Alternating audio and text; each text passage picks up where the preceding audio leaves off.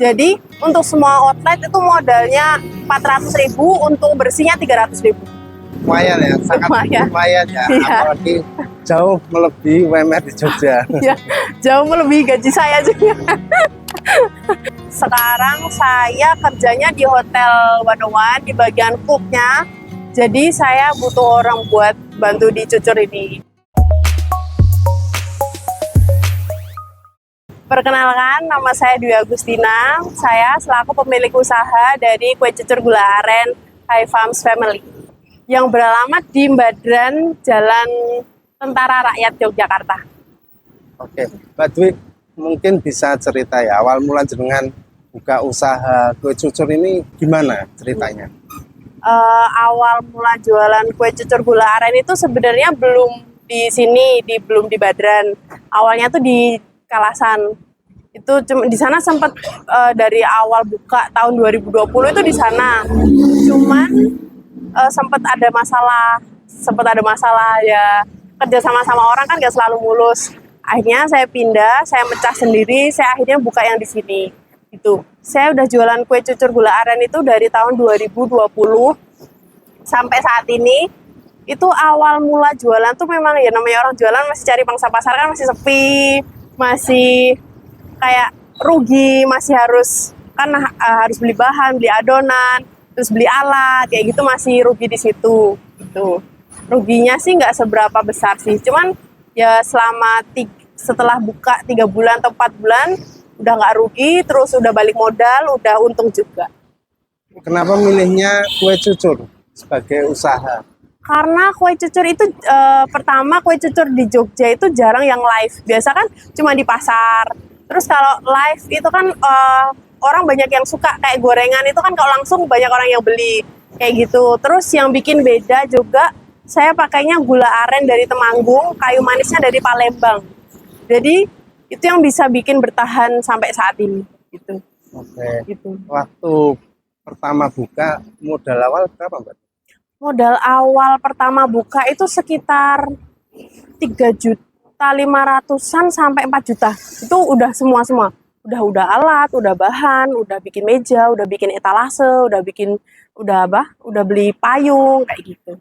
Dulu kan bentuknya belum kayak gini. Dulu bentuknya masih kayak meja kotak, terus di sini kompor, sini etalase sama pakai payung kayak gitu. Kalau awal penjualan dia maksudnya rugi itu kan di awal-awal itu kan modalnya lumayan banyak, sedangkan lakunya belum seberapa, karena kan masih ketika kita buka awal di tempat itu kan masih banyak orang yang belum tahu, jadi orang yang beli itu ya sekedar orang yang cuma lewat doang gitu. Tapi kelama-kelamaan orang tahu dan pernah beli, rasanya enak, terus balik lagi. Kebanyakan kayak gitu. Bikin berapa banyak adonannya waktu itu? Kalau pada waktu itu sehari cuma laku sekitar sehari itu cuma 60 biji. Ya cuma 1 kantong. Itu selama kurang lebih 1 bulan aja. Seterusnya ya bisa sampai 3 sampai 4 kantong. Itu kayak gitu. Nah, belajar resep cucur ini dari mana, Mbak? Belajar resep itu dari awalnya kan memang basic pastry, basic kue-kue, bikin kue gitu, dan memang saya juga tahu bahan-bahan. Jadi terus lihat-lihat di YouTube juga. Terus ternyata pas nyoba dari YouTube kan mesti beda, nggak sesuai hasil. Terus akhirnya saya coba diganti tepung ini, ditambah tepung ini, ditambah gulanya pakai yang ini. Terus gulanya, maksudnya kalau kondisi gulanya juga terlalu banyak nggak jadi, gulanya kurang juga nggak jadi. Nah kayak gitu, ya saya nyoba-nyoba sendiri, ya itu yang ruginya di situ juga, nyoba-nyoba beli gula salah. Ternyata gula arennya pahit, terus kayu manisnya juga ternyata nggak enak, nyegrak, pahit kayak gitu. Itu yang bikin rugi itu di situ juga. Terus lama-lama kan akhirnya ketemu resep yang pas. Nah akhirnya baru pakai itu sampai sekarang. Nah kalau untuk bahan, ngomongin resep ya, kalau untuk bahan yang digunakan itu apa saja, kemudian proses pembuatannya seperti apa? Kalau proses pembuatan kue cucur itu dibagi 2 adonan. Jadi ada dua adonan. 2 adonan itu adonan basah sama adonan kering. Kalau adonan basah itu gulanya dimasak dulu sampai mendidih. Itu pun dimasaknya harus tanek sampai paling nggak mendidih 2 sampai 3 menit. Setelah mendidih itu jangan dimatikan dulu. Setelah itu adonan kering. Nah, kalau adonan yang basah, adonan gulanya ini udah dingin, baru diadon.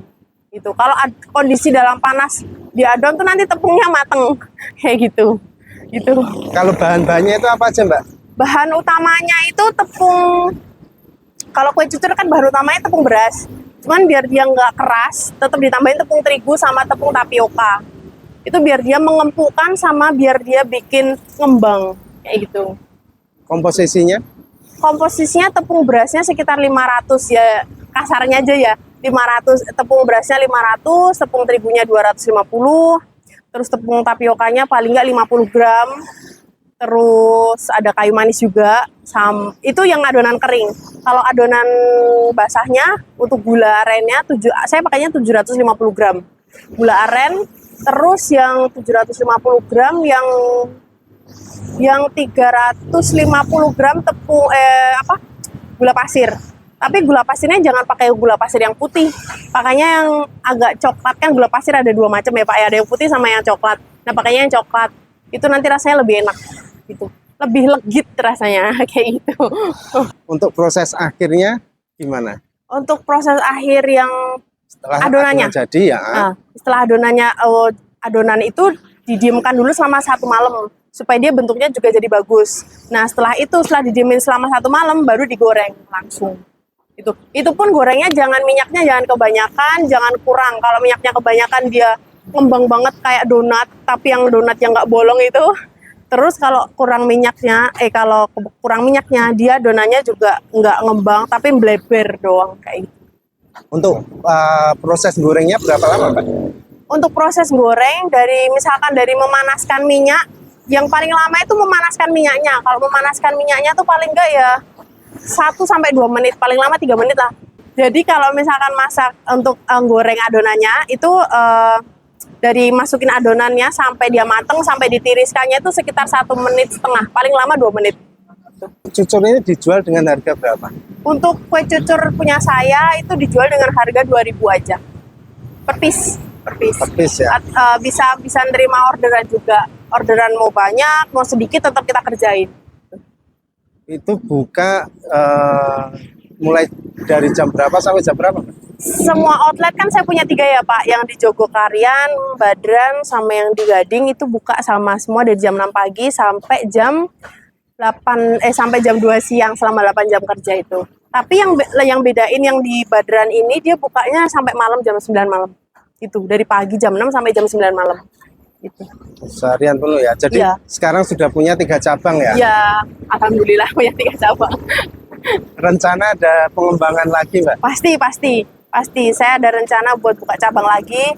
Rencana kan bulan ini rencana bulan November ini, cuman ternyata belum bisa karena ada kendala, terus kebetulan juga kerja, jadi belum punya waktu luang buat nyari lokasi kayak gitu. Paling lama target saya bulan Februari tahun 2024. Jadi buka cabang lagi. Jadi Mbak Dwi ini sekarang sambil kerja ya? Iya. Di mana, Mbak? Sambil kerja di hotel. Sekarang saya kerjanya di Hotel 101 di bagian cooknya.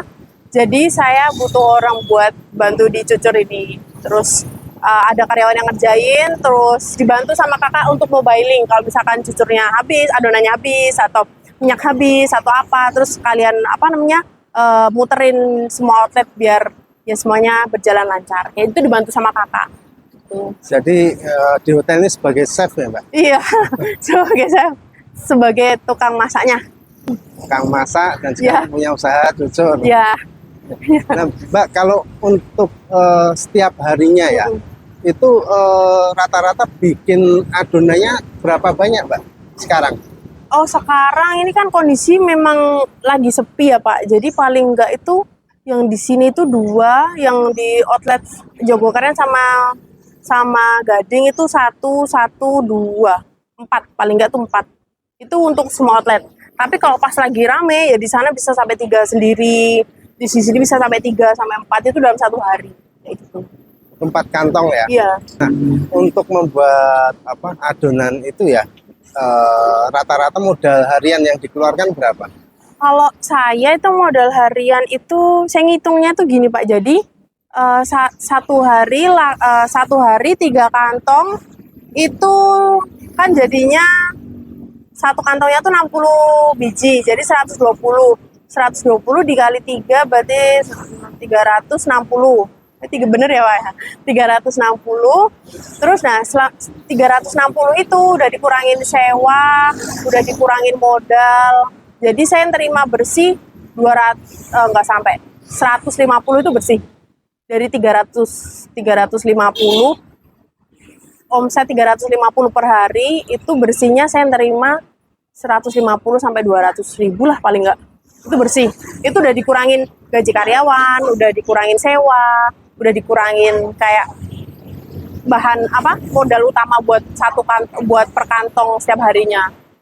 Itu di satu outlet atau itu di satu outlet. Kalau di semua kan beda ya Pak. Kalau di sana itu paling enggak ya nggak sebanyak yang di sini. Tapi ya di sana tetap ada untungnya tetap.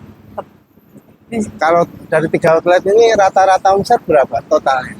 Kalau pas rame? Rata-rata itu kalau di Jogokarian itu soalnya kan kadang kalau di Jogokarian itu sepi banget ya Pak. Kadang juga rame banget. Cuman kalau rata aku ambil rata-ratanya aja itu sehari paling nggak di sana 200.000. Itu kotor 200.000, yang di Gading juga 200.000. Kalau yang di sini 300.000. Berarti 700.000 dalam satu hari. 700.000 dikurangin modal total itu modalnya sekitar 400. Jadi untuk semua outlet itu modalnya 400.000, untuk bersihnya 300.000. Lumayan ya, sangat lumayan ya. Iya. Apalagi jauh melebihi UMR di Jogja. Iya, jauh melebihi gaji saya juga. Iya, seperti itulah. Yang simpel kayak gini. Iya. Nah, Mbak, selama menjalani usaha ini ada suka duka atau kendala yang pernah dihadapi nggak, Mbak? Kalau suka duka mesti ada ya Pak. Kalau sukanya itu jelas ketemu orang. Terus kebetulan kan saya suka masak. Terus kalau masakan saya enak dan orang suka balik lagi itu sukanya di situ gitu loh. Akhirnya maksudnya saya suka lihat orang suka sama masakan saya kayak gitu, itu suka. Terus sukanya ketemu orang juga, ketemu ngobrol-ngobrol sama customer. Terus dukanya itu ya kadang kalau pas lagi sepi itu rugi. Terus kalau misalkan kemarin sempet kecurian juga, itu dukanya di situ. Salah satu kisah duka. Terus kisah dukanya sih nggak banyak sih, maksudnya kayak mungkin karena saya enjoy juga sih Pak, jadi nggak banyak menurut saya juga. Lebih banyak senengnya, lebih banyak sukanya. Sempat gitu. kecurian apa? HP. Ya. Mbak, mungkin ada tips-tips buat calon pengusaha atau pengusaha pemula biar usaha mereka tetap eksis seperti yang Mbak Dwi lakukan nih, gimana kira-kira? Tips usaha buat tetap berjaya itu menurut saya kita harus menjaga konsistensi dalam rasa. Itu harus dan itu wajib gitu. Sama gimana caranya buat kita bisa menjaga kebersihan, menjaga rasanya supaya tetap enak terus menjaga apa ya, kita tuh harus ramah sama orang. Jadi kan orang bakal balik lagi ke kita kayak gitu. Dan kita harus punya mental yang kuat. Namanya usaha kan otomatis ada naik turunnya, itu udah pasti. Jadi gimana caranya kita punya mental yang kuat supaya jangan down ketika kita udah punya usaha, ya gimana caranya kita harus bisa lanjut dan terus jangan berhenti di sini, jangan sampai, kalau bisa jangan sampai jatuh gitu.